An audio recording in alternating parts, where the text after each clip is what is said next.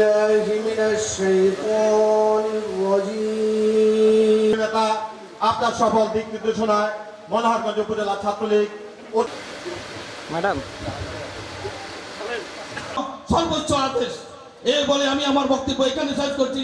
জয় বাংলা। সকলকে পবিত্র ঈদ উল ফিতরের শুভেচ্ছা, ঈদ মুবারক।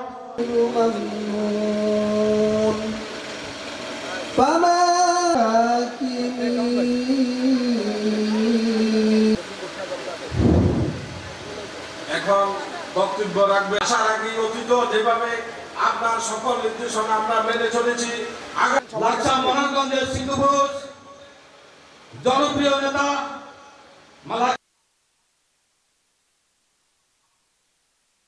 কোনোরকম পূর্বযোগ যাতে না হয় সেভাবে আন্তরিকভাবে দায়িত্ব পালন করে স্বেচ্ছাসেবকরা সঠিকভাবে। আপনি মানুষকে ভালোবাসেন, আপনি বাংলাদেশ আওয়ামী লীগকে ভালোবাসেন। উপজেলা ইলেকশনের বিষয়টা আমি বলি, আমি কোনো মনোনয়ন দেব না।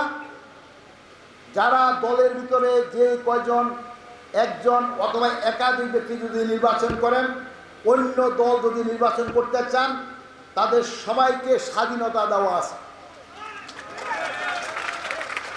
অতএব আমরা এ ব্যাপারে আর কোনো কনফিউশন থাকার দরকার নেই। আমার মনোনীত প্রার্থী কেউ নয়,